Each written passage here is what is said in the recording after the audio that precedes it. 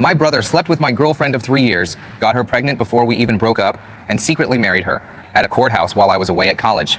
Later, he called me laughing, and when I finally confronted him at our mom's house, he just smirked and said, "You snooze, you lose. She picked the better brother." That was the day I cut them both out of my life for good. Hey Reddit! So yesterday I dropped a bomb at my dad's funeral that's been 28 years in the making. My brother Jake stole my girlfriend, got her pregnant while we were still together, married her behind my back, and spent 3 decades thinking he got away with it. Spoiler alert, he didn't. And the fallout has been absolutely nuclear. Before I get into what happened yesterday, you need the full backstory because this isn't just some petty family drama. This is 28 years of calculated manipulation, abuse, and lies finally catching up to someone who thought he was untouchable. The words left my mouth before I fully registered saying them. The reception hall at St. Michael's Community Center went dead silent. Not the kind of quiet where people gradually notice something interesting is happening. This was instant vacuum of sound. Forks stopped midair. My cousin Andrew choked on his water. Margaret's hand flew to her pearls like I just announced I was running for office on a platform of arson. Jake's face went completely white. Jessica, sitting next to him in that black dress she probably thought made her look dignified, froze with her glass halfway to her lips. I kept going, because once you start a thing like this, you don't pump the brakes halfway through. Every single thing, I said, my voice carrying across the 63 people who showed up to mourn my father. And I want you both to know Dad knew too. He knew for the last 3 years. He made sure the right people would find out when the time came. I didn't wait for a response. I turned, walked past my daughter Olivia's horrified expression, past my wife Amanda's knowing nod, and straight out the door into the October afternoon. Behind me, I heard Jake's chair scrape against the floor. Jessica's voice rose in panic. Confusion rippled through a family that had spent nearly 3 decades pretending everything was fine. 24 hours later, their entire lives would collapse. But I'm getting ahead of myself. To understand why that moment meant everything, why I waited 28 years for it, you need to understand what Jake took from me. Not just Jessica, not just my youth or my trust or my ability to love without suspicion. He took my entire understanding of who I was supposed to be in this world. I was 21 when it happened, junior at Stanford studying computer science back when that meant something different than it does now. This was the early 90s when knowing how to code actually meant something special, before every other person claimed to be a developer after a weekend boot camp. Jessica Miller was the first woman I ever loved genuinely and deeply. In that way young men love when they haven't yet learned that love requires more than just intensity. She was brilliant, funny, had this way of looking at the world that made everything seem brighter. We met in high school during a physics lab, where she was the only one who didn't treat me like a nerd for actually understanding the equations. She was heading toward medical school even then, talking about becoming a pediatric surgeon, about helping kids who couldn't help themselves. We'd been together since senior year of high school, making it work through college.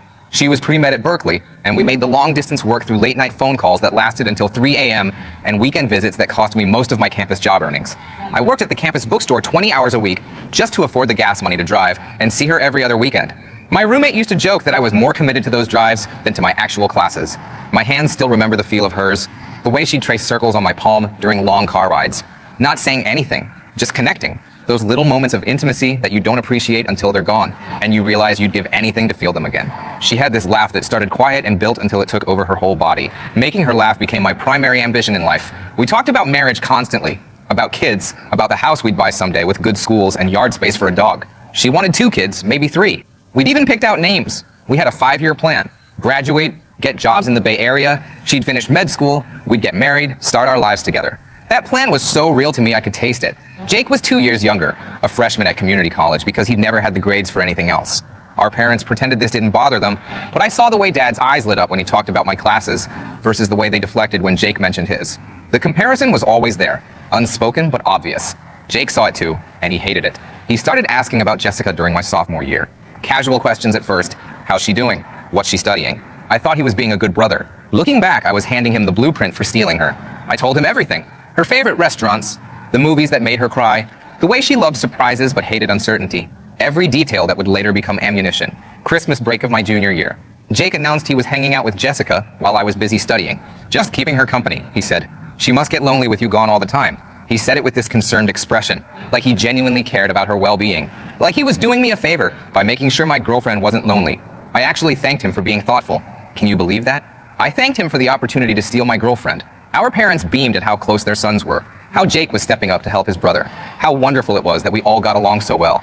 Mom actually said she was proud of how mature we both were, how adult, how rare it was for brothers to be so supportive of each other. The signs were everywhere, but I was too trusting, too in love, too blind to see them. Jessica stopped answering calls as quickly, before she'd pick up on the first or second ring. Suddenly it was going to voicemail, getting callbacks hours later. Her voice on the phone grew distant, distracted. Conversations that used to flow naturally started feeling forced, like she was going through the motions because she had to, not because she wanted to. She started cutting conversations short, citing exhaustion from studying, from work, from life in general. Before we could talk for hours about nothing and everything. Suddenly 15 minutes was pushing it. She'd yawn, say she needed sleep, promise to call tomorrow. Tomorrow would come and I'd be the one calling her. When I visited in February, she flinched when I touched her shoulder, actually physically recoiled like I was a stranger who'd gotten too close. That should have been my wake-up call right there, but I was determined to make excuses for it. Just stressed, she said. Medical school applications are brutal. I believed her because I wanted to believe her, because the alternative that something was wrong, that she was pulling away, that maybe I wasn't enough was too painful to examine directly. The call came on a Thursday in March. I remember because I just aced my algorithms midterm and was planning to call Jessica to celebrate. She answered on the first ring. That should have been my first clue something was wrong. Ryan, I need to tell you something. The quality of her voice, flat and rehearsed like she'd reading from a script, told me everything before she said another word. I'm pregnant. It's Jake's. 2 words that tilted my world sideways. We've been seeing each other since Christmas. I'm sorry, but I love him. I'm marrying him next week at the courthouse. The rest came in a rush like she'd been holding her breath. His lease starts next month. We're moving in together. This is what's best for everyone. Click. 3 years compressed into 90 seconds in a dial tone. I called her back immediately. Voicemail. Called again. 17 times total. Each time hoping she'd answer. Each time getting that same cheerful voicemail message we'd recorded together months ago. A recording from a different lifetime. My roommate found me on the floor of our dorm room at 2 a.m. still holding the phone, staring at a crack in the ceiling I'd never noticed before. He thought someone had died. In a way, someone had. I called Jake the next morning. He picked up on the 3rd ring, and the first thing I heard was laughter. Turkey gobble laughter. Long enough to figure it out, he said. She told me she'd been faking it with you for months. She said you were boring, predictable. Said being with me felt like actually living. I tried to say something. Words failed. You snooze, you lose, big brother. She chose the better man. Deal with it. The line went dead. I drove home that weekend. 5-hour blur of rage and disbelief. The radio played songs I couldn't hear. Other cars passed me without registering. My hands gripped the steering wheel so hard my knuckles went white. Stayed white for days afterward. When I confronted Jake at our parents' house, he didn't even have the decency to look ashamed. He was sprawled on the living room couch watching a basketball game, bag of chips open on his stomach. What do you want me to say? He actually shrugged. A lazy roll of his shoulders that made me want to break something. She chose the better brother. Get over it. She was mine. We had plans. We had a future. Had. Past tense. Sounds like you're catching up. He returned his attention to the screen. Close the door on your way out. Mom appeared in the doorway then, her face a wreck of guilt and helplessness. Dad stood behind her, jaw so tight I could see the muscle twitching. Neither of them said what I needed to hear. Neither of them told Jake he was wrong. That silence told me everything. My little brother had stolen my girlfriend, gotten her pregnant, and was going to marry her. And my parents were going to let it happen because addressing it would be uncomfortable. Because keeping the peace mattered more than keeping faith with the son who'd actually earned their respect. I walked out that day and didn't speak to any of them for months. Jake and Jessica got married at a courthouse the following week. No family invited, no ceremony. Just 2 people and a judge and a lie they'd convinced themselves was love. I went back to Stanford and threw myself into my studies with the kind of manic intensity that probably concerned my professors. I graduated with honors, landed a job at a software company before the diploma was even printed, and moved across the country to Seattle, physical distance from the wreckage of my old life. I didn't go home for Thanksgiving that year, or Christmas, or Easter. I sent my parents a card on their birthdays and called on Mother's Day and Father's Day because I wasn't ready to completely sever ties, but I wasn't ready to forgive either. They never asked me to reconcile with Jake. Maybe they knew it was pointless. Maybe they were just relieved not to deal with the tension. Jake and Jessica had their first kid in October. Ethan, my nephew. I found out from an aunt who thought surely I'd want to know. I sent a card with $50 in it because that felt like the minimum socially acceptable response. Didn't sign it, didn't write a message, just cash and a store-bought card with congratulations printed in cursive font. A second kid came 3 years later. Caleb. Same response from me. Same emptiness. By then I'd met Amanda. She was a civil engineer working on a project adjacent to one of ours. Smart, funny, patient with my baggage in a way that suggested she had some of her own. We dated for 2 years before I proposed. Got married in a small ceremony in her hometown with her family and my college friends. I invited my parents. They came. They didn't bring Jake or Jessica or ask if they could. That was the agreement we'd silently reached.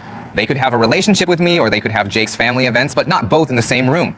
Amanda and I had Olivia a year into our marriage. She's the best thing I've ever done. Smart like her mother, stubborn like me with this fierce sense of justice that probably comes from growing up hearing carefully edited versions of why she only has grandparents on one side of the family.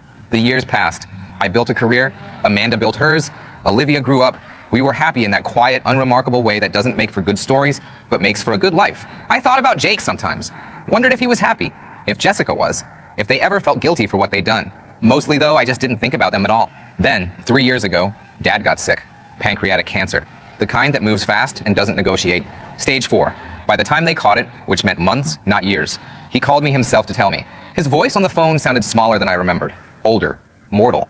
That was the worst part, realizing that your parents aren't invincible, that time catches everyone eventually. I need to tell you some things, he said after the diagnosis talk was done. Before I can't anymore. Before the cancer or the medication takes away my ability to say what needs to be said. I flew out the next week. Left work on a Friday, took emergency family leave. We met at a diner halfway between his house and the airport. Neutral territory. Not his house where the ghosts of family dinners past would hover. Not somewhere public enough that people would overhear. Just a quiet booth in a place that served decent coffee and didn't ask questions. He looked worse than I'd expected. Much worse. The photos Mom had been sending clearly didn't capture the full reality. He'd lost at least 30 pounds. His skin had that grayish tint people get when their organs are failing. Thinner. Grayer. Like someone had taken my father and made a rough draft sketch of him. All the details faded and imprecise. I should have said something, he started without preamble. No small talk. No easing into it. When Jake did what he did, I should have told him it was wrong. I should have stood up for you. I should have kicked him out of the house. I should have called Jessica's parents. I should have done something, anything, other than what I actually did, which was nothing. And that nothing has been eating at me for 28 years like its own kind of cancer. I didn't know what to say to that, so I just nodded and drank my coffee and waited for him to continue. There's more, he said. Things about Jake you don't know. Things I found out over the years. Things I should have told you but didn't. Because I kept thinking maybe I was wrong. Maybe I was seeing things that weren't there. Maybe I was being paranoid or judgmental. But I wasn't wrong. I was seeing exactly what was there. And I chose to look away, because confronting it would have been uncomfortable. That's when he told me everything. And I mean everything. He laid it all out like he'd been rehearsing this conversation in his head for years, waiting for the right moment. Or maybe just waiting until he had no choice but to speak. Jake didn't just steal Jessica.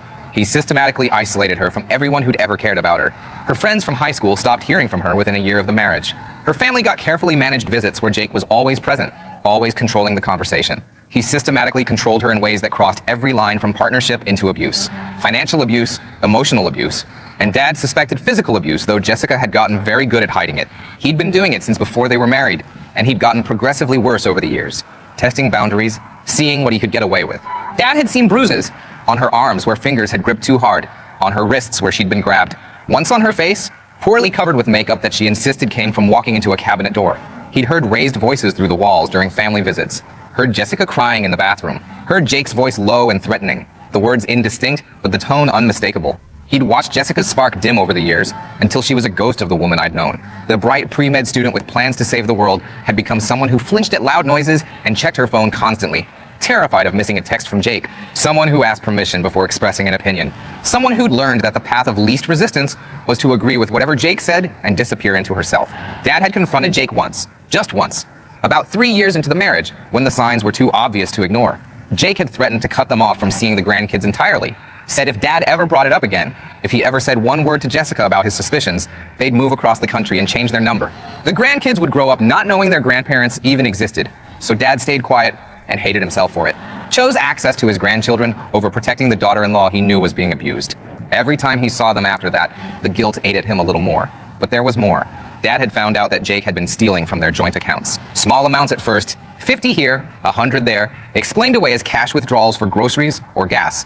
Then larger ones as Jessica stopped questioning. 1,000 for a supposed car repair that never happened. 5,000 for an investment opportunity that somehow never materialized. Jake had a spending problem. Electronics he didn't need.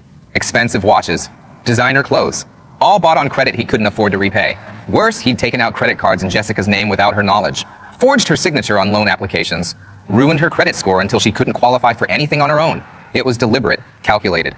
Every move designed to trap her further, to make leaving harder, to ensure she had nowhere to go, even if she wanted to escape.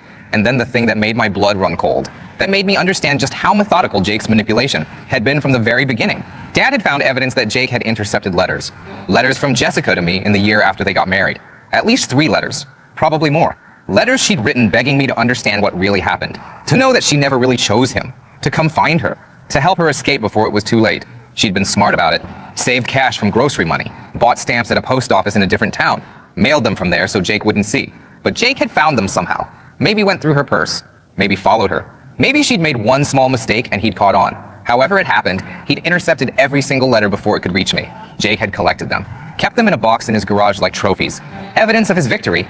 Proof that he'd stolen Jessica so completely that even her attempts to reach out for help had been thwarted. Dad found them when he was helping Jake move some furniture a few years back. Jake had left the garage door open, the box sitting on a shelf in plain sight. Maybe he'd gotten cocky. Maybe he thought no one would look. But Dad had seen his handwriting on the box label and gotten curious. Inside were the letters from Jessica to me. Letters from me to Jessica from those first few months after the breakup, also intercepted somehow. And a journal. Jake's own journal. Pages of it, detailing his plan to steal Jessica. How he'd studied her, learned her patterns, figured out exactly what to say and when to say it. How he deliberately created situations where she was vulnerable, and he was there to comfort her. How he'd used every piece of information I'd told him about her against us both. It was all laid out, the whole calculated campaign. Nothing about it had been spontaneous or natural. It was premeditated theft of another person's life. Dad had photographed everything with his phone, made digital copies, kept them backed up in 3 different places. When he got sick, he put physical copies in his safety deposit box, along with written documentation of everything he'd observed over the years. Dates, times, descriptions of bruises, recordings of arguments. He'd been collecting evidence for years. Too much of a coward to use it while he was healthy, but determined that it would come out eventually. "I need you to have these," Dad said, sliding a thick manila envelope across the diner table. His hands shook slightly. Whether from the cancer or the weight of what he was handing over, I couldn't tell. "When the time comes, when you're ready, I need you to make this right.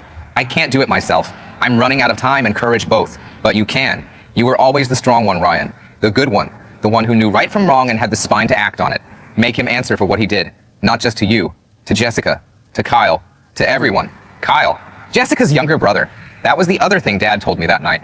Kyle had figured out what was going on. Had confronted Jake about the abuse. Had threatened to help Jessica leave. To expose everything. 2 weeks later, Kyle was dead. Hiking accident, they said. Fell from a cliff during a solo trip. But Jake had been on that same trail that same day. Witnesses had seen them arguing near the cliff edge. The police investigated but couldn't prove anything. Ruled it accidental. Closed the case. But Dad had kept digging. Had found text messages between Jake and Kyle that the police either missed or chose to ignore. Threatening messages from Jake. Warnings to mind his own business. Implications that something bad might happen if Kyle didn't back off. The messages had been deleted from Jake's phone, but Kyle had backed his up to a cloud account that his parents had access to after he died. Jessica's parents had shown them to Dad years ago. They suspected, but could never prove. Couldn't bear to push it, because they'd already lost one child, and they couldn't risk losing their daughter too by accusing her husband of murder.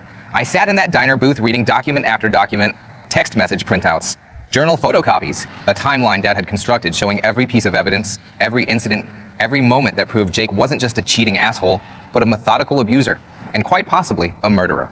I took the envelope, read every word of it that night in my hotel room, sat up until 4 a.m. going through page after page. Each one was a knife in my chest. Jessica writing about being trapped, about being scared, about Jake's temper, about the pregnancy being accidental at first, then later deliberately how Jake had sabotaged her birth control without her knowledge, because a baby would ensure she couldn't leave, about the baby being her chain. "Please don't give up on me," one letter from 1994 ended. "Please, I'll wait however long it takes. I know you probably hate me. I know you probably never want to see me again. But if there's any part of you that remembers what we had, please come find me. I'm so scared, and I don't know how much longer I can survive this." But I'd never gotten them. Never had the chance to respond. Never knew she'd tried to reach me. Jake had made absolutely certain of that. I asked Dad why he didn't go to the police with all this. Why he didn't help Jessica himself. Why he sat on evidence of abuse and possible murder for years without acting. "I was a coward," he said simply. His voice was flat, matter of fact. He wasn't making excuses. I told myself it wasn't my place. That maybe things weren't as bad as they seemed. That if I just stayed quiet and kept the peace, everyone would be fine. I told myself the police had already investigated Kyle's death and found nothing. So what could I possibly add? I told myself that maybe Jessica was staying because she wanted to, that it was her choice, that interfering would just make things worse. He looked at me then, with eyes that held 3 decades of regret. I was wrong about all of it. I was a coward who chose comfort over courage. Who chose keeping the family together on the surface over actually protecting the people in it. And now I'm dying and I can't fix it. But maybe you can. Maybe you can be the person I should have been. We spent the next 2 years staying in touch more than we had in decades. Phone calls every week, visits every month when his health allowed it. Dad's health declined in stages. Good weeks where he almost seemed like his old self. Bad weeks where the cancer and chemo left him too weak to leave bed. And then just bad weeks and worse weeks as the good days stopped coming entirely. He made me promise I'd wait until he was gone to do anything with the information he'd given me. Made me swear it. "I can't face it," he admitted during one of our last real conversations, when the morphine had loosened his tongue enough to be fully honest. "Can't watch it all fall apart. That makes me even more of a coward, I know. Can't even face the consequences of finally doing the right thing. But I need you to be the one who's brave enough to tell the truth when I'm not around to see the fallout. Wait until I'm gone. Then burn it all down. Make sure everyone knows what he did. Promise me." I promised. He died on a Tuesday in October. 68 years old. Pancreatic cancer finally won the fight it was always going to win. The funeral was scheduled for Saturday. 4 days to sit with everything he'd told me. 4 days to plan exactly what I was going to say and when. Mom called me to help with arrangements. I said yes. Flew out with Amanda. Olivia met us there. The service was at St. Michael's, the church Dad had attended sporadically for 40 years. The reception was in the community center attached to it. Jake was there, of course. Jessica, too. Looking older, but not necessarily wiser. Ethan came with his girlfriend, Nina. Caleb flew in from Alaska where he'd moved to get away from his father. That should have told me something right there. When your kid moves to literally the farthest state from you geographically, there's usually a reason. Olivia cornered me during the reception. My daughter is 19 now, studying psychology at Berkeley, and she's got her mother's talent for reading people and my tendency toward directness. You need to talk to Uncle Jake, she said, for the family's sake, for Grandpa's memory. Whatever happened between you two was almost 30 years ago. Don't you think it's time to let it go? I looked at her. My smart, beautiful daughter who had no idea what she was asking. Who thought family meant unconditional forgiveness? Who believed that time healed all wounds and that being the bigger person was always the right choice? No, I said simply. Dad, please, just talk to him. Say something. Anything. This silent treatment has gone on long enough. She grabbed my hand, led me across the room to where Jake and Jessica were sitting at a table in the corner. They saw us coming. Jessica's face went carefully neutral. Jake's got that fake smile he always puts on when he's trying to look like a reasonable person. Olivia made some pleasantries, asked about the grandkids, mentioned how good it was that we were all together for such a sad occasion. The kind of small talk that's meant to build bridges, but usually just highlights how far apart the shores really are. Then she looked at me expectantly, waiting for me to take the olive branch she was offering and do something conciliatory with it, to be the bigger person, to forgive, to move on. And that's when I said it, looking Jake dead in the eyes. Then Jessica, making sure they both heard every word clearly. I know what you did to Kyle. The color drained from both their faces simultaneously. Kyle was Jessica's younger brother, the one who died in a hiking accident 5 years ago. At least that's what everyone had been told. I know what you did to Kyle, I repeated. Every single thing. And I want you both to know Dad knew too. He knew for the last 3 years. He made sure the right people would find out when the time came. Then I walked away. The thing about dropping bombs is that the explosion isn't immediate. There's always a delay. A moment where the world holds its breath before everything detonates. I got in my rental car, drove back to the hotel. Amanda was already there, having left the reception early with a headache that was probably more diplomatic than medical. I told her what I'd done. Good, she said simply. It's about time. The first call came an hour later. Mom, sobbing, demanding to know what I meant, what I was talking about, why I would say something so horrible at my own father's funeral. I told her to check Dad's safety deposit box, the one at First National Bank downtown, the one she had access to as his widow. Everything she needed to know was in there. She hung up on me. The second call came from Jessica. Her voice was shaking. What did your father tell you? She asked. Everything, I said. About the letters you sent me that Jake intercepted. About the financial abuse. About Kyle. All of it. Silence on the other end. Then quietly, almost a whisper. Thank you. She hung up. The third call came from Ethan, my nephew who I'd met maybe 5 times in 28 years. Who'd grown up hearing some version of the story where his uncle Ryan was the bitter older brother who couldn't get over ancient history. Is it true? He asked. About my dad? Yes, I said. All of it. Mom's packing a bag, he said. She's leaving. Finally leaving. She asked me to tell you she's sorry. For everything. For not fighting harder. For not reaching out. For believing his lies about you. Tell her she doesn't owe me an apology, I said. Tell her I should have tried harder to find her. Tell her I'm sorry it took this long. More silence. Then, what happened to Uncle Kyle? This was the part I'd been dreading. The part Dad had told me about in hushed tones during one of our last conversations. The part that had made him cry for the first time since I was a kid. Kyle had found out about Jake's abuse. Confronted him. Threatened to tell everyone. To help Jessica leave. To expose everything. Jake had followed him on a hiking trip. They'd argued at the edge of a cliff. And Kyle had fallen. Or been pushed. The evidence wasn't conclusive. The police ruled it an accident. But Dad had found text messages. Threatening texts from Jake to Kyle in the days before the trip. Texts that Jake had deleted, but that Dad had recovered from an old phone backup. Dad had given everything to James Wilson, a friend from college who'd gone on to become a federal prosecutor. Told him to wait until after the funeral to look into it officially, to give the family time to mourn one loss before dealing with another. I told Ethan the truth, all of it. He deserved to know what his father really was. He was quiet for a long time. Then he said something that broke my heart. I always knew something was wrong, he said. Mom was always so scared, always walking on eggshells. I just didn't know what to do about it. I was just a kid, and then I wasn't a kid anymore, but I still didn't know how to help her. You can help her now, I said. Be there for her. Support her. She's going to need it. 24 hours after I walked out of that reception hall, everything collapsed exactly the way Dad had planned it. Mom went to the bank, found the safety deposit box. Inside were copies of everything. The intercepted letters, the financial documents showing Jake's fraud, the recovered text messages between Jake and Kyle, a detailed account Dad had written of everything he'd witnessed over the years. Every bruise he'd seen on Jessica. Every time she'd flinched. every excuse Jake had made. There was also a letter from Dad to Mom, apologizing for his silence, begging her to make things right, asking her to support Jessica in leaving, to help her rebuild, to be the partner to her that he should have been. Mom called Jessica that afternoon. They talked for hours.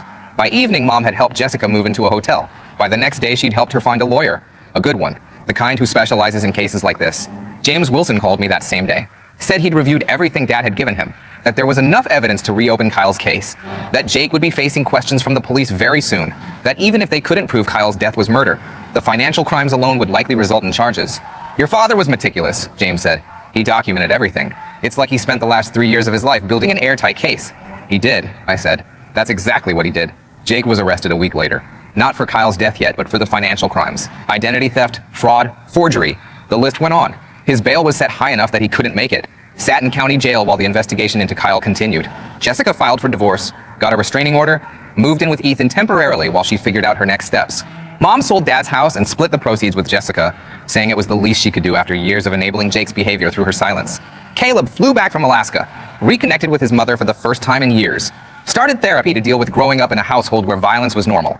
Ethan did the same. And me? I went back to Seattle, back to my life. But something had shifted. The weight I'd been carrying for 28 years, the weight of betrayal and unanswered questions and wondering if I could have done something different, it was lighter now, not gone. Trauma doesn't disappear just because the person who caused it gets what they deserve, but lighter, manageable. Guys, we are so close to hit 100,000 subscribers on this channel. If you are not subscribed to the channel, please consider subscribing. It really helps hit that 100,000 mark. Thanks for making this dream come true.